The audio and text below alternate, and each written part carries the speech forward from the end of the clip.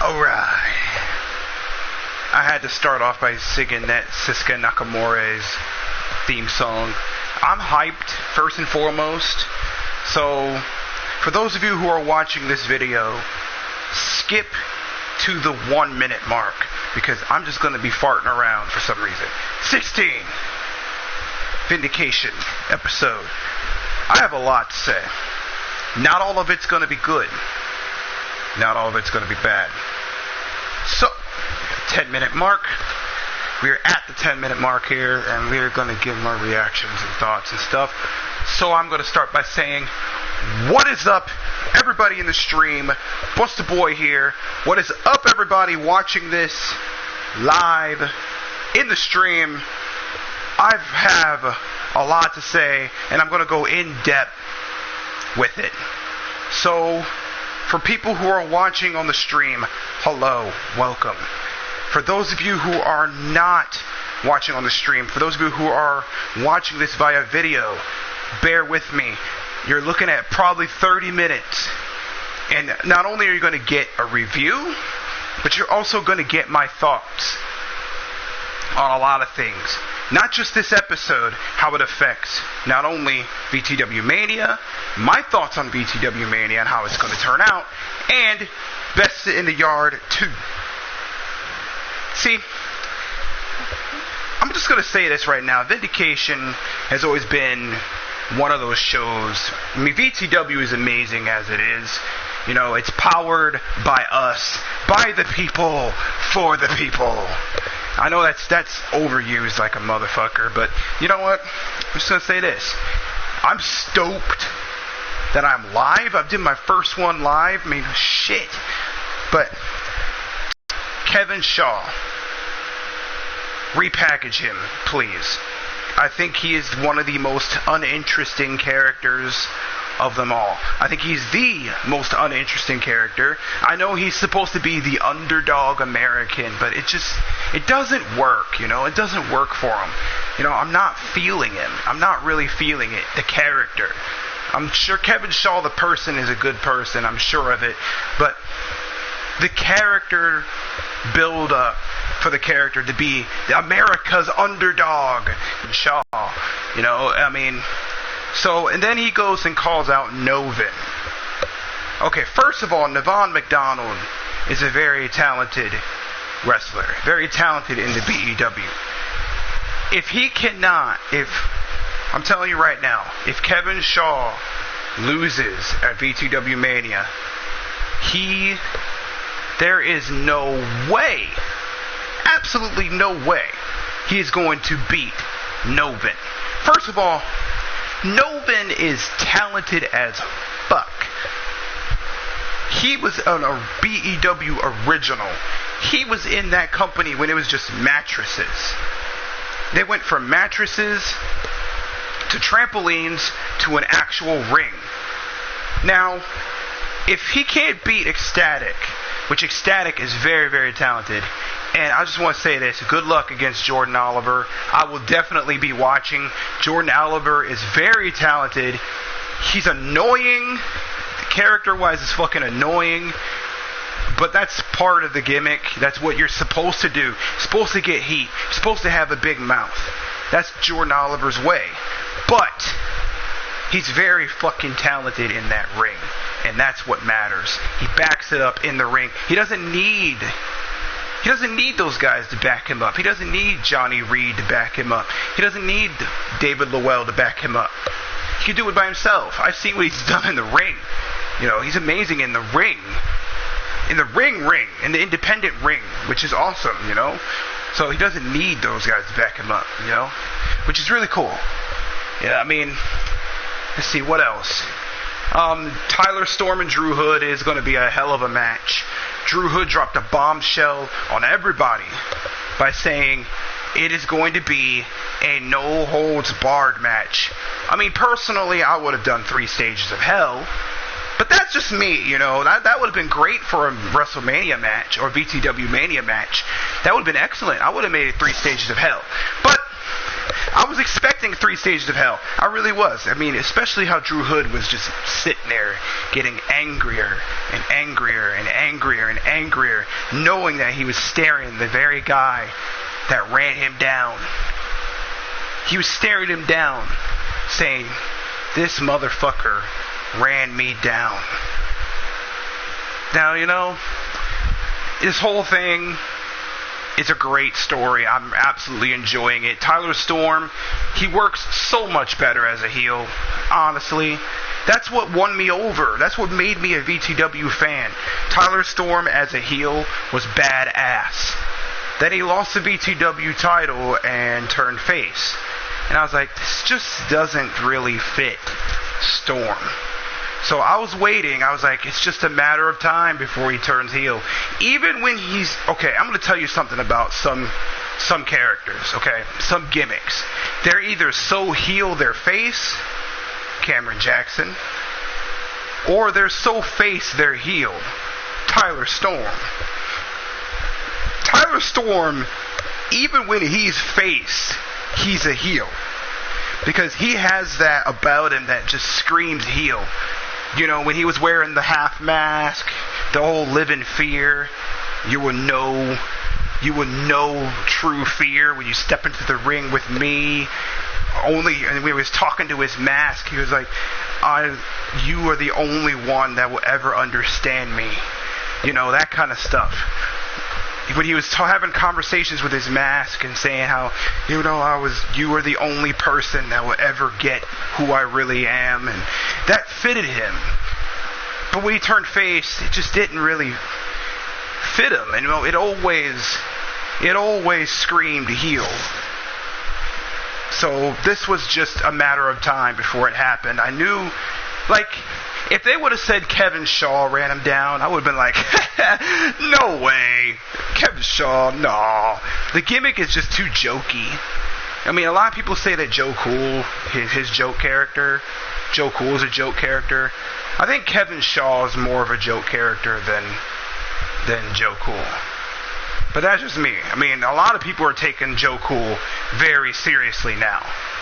You know, because he came in there with one of the most dominant factions in all of backyard wrestling. I mean, there is Theory of Perfection. I mean, there was NATO. Then there was JHI. Then there was Theory of Perfection. NATO was great. I always thought of them. They reminded me of the Shield, by the way. I just want to say, they reminded me a lot of the Shield. And I loved it. I loved them. Because this was hot off the Shield. You know, I remember I used to watch them, and I used to just picture me just doing me in there with Somez and Rios doing a triple power bomb, and boom. But anyway, back on point. The build-up between those guys, just amazing. I'm loving it. I really am. I'm loving this rivalry between Drew Hood and Tyler Storm. I'm loving it. I'm loving the rivalry between Aaron Jones and Joe Cool. Aaron Jones is amazing on the mic. What he did tonight at Vindication was just amazing. I mean, on the mic, that guy, I'm telling you, man, I mean, what can I say about Aaron Jones, man? What can I say? The guy continues to get better, continues to amaze, continues, you know, just continues to be himself and continue. Even as a heel or as a face, it doesn't matter. He can pull it off. Which, by the way, if one more person says he's John Cena, no, he's not John Cena at all. First of all, no offense, Aaron Jones, but you're far too short to be John Cena. So, no. And far too young to be John Cena. Just saying. But anyway, and you actually have more than 5 moves in your arsenal, so you can't possibly be John Cena. But anyway, back on point. Then it seems like they're having another build-up between it seems like there's another story, like side story going on. Avery Hope just found out someone's been spending money, $15,000, and I wonder where that's going to lead. I don't know. the Kevin Shaw match was just that. It was just a match. And I'm not just saying it was it because it's Kevin Shaw. I mean, maybe it's just because I don't really care about the gimmick. But like I said, if he can't beat Ecstatic, there's no way in hell he's going to beat Novin. So, because Novin's on a whole nother level. Ecstatic versus Novin, that would be a good match, but I don't think so. But anyway, let's see what else happened tonight. Oh yeah, Dustin Plague, he commented on Zach Daniels, which, I mean, oh my God, don't even get me started on Dustin Plague and Zach Daniels. Those two in the same I can watch those two fight. Honestly, if those two were to have an Iron Man match, like since the Ecstatic and Dustin Plague match, that was a great match. That Iron Man match, if these two were to be into another Iron Man match, like an Iron Man match, Dustin Plague and Zach Daniels, I think they could pull it off. That would be great. I personally would have done that. That would have been me, but that's just me. But we'll see how the rest of the build-up goes. So far, it's looking, after Dustin Plague, that's what I was talking about, Dustin Plague.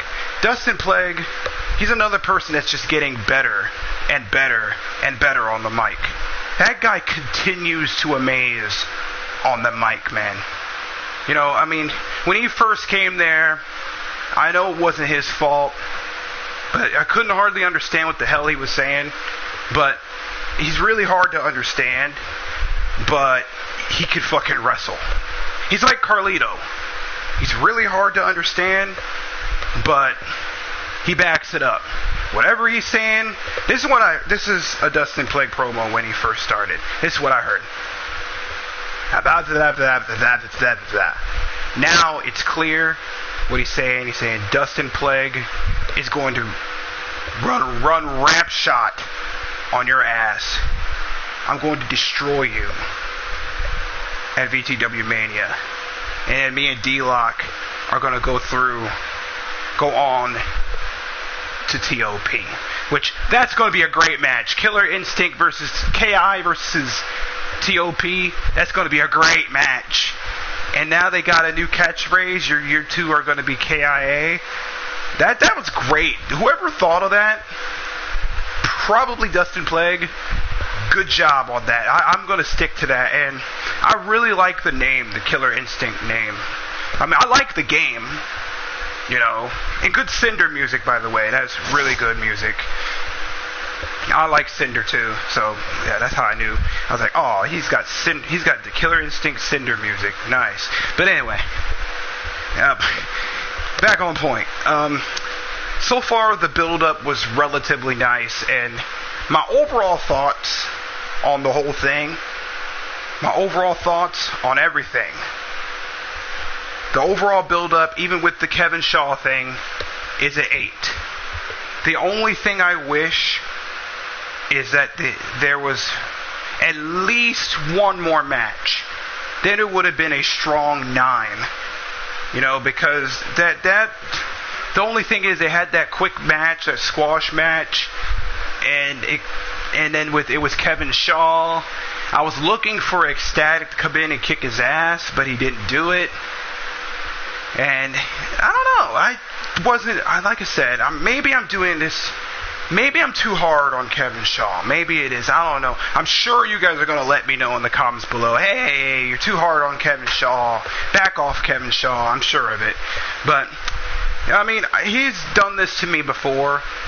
You know, he's made me I'm not really interested in Kevin Shaw. Then he's turning around like, whoa, hello, Kevin Shaw.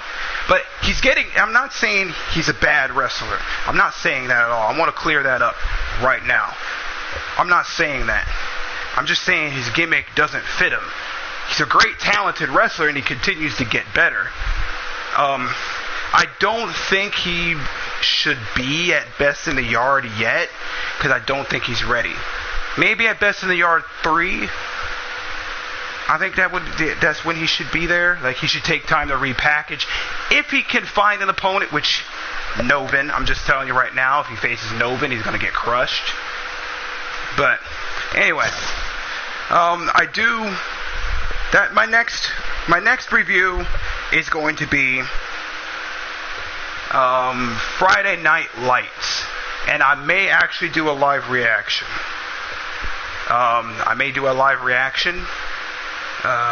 That's all there is to it. I don't know why I'm acting like I have anything else to say, because I don't.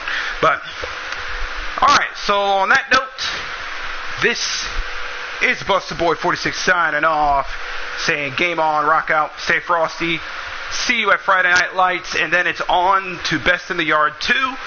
Best in the Yard 2 is a special Best in the Yard this year because it is my official 1-year anniversary since I've discovered VTW. So, in words of Cameron Jackson, until next time, Brother B out. 16. Woo!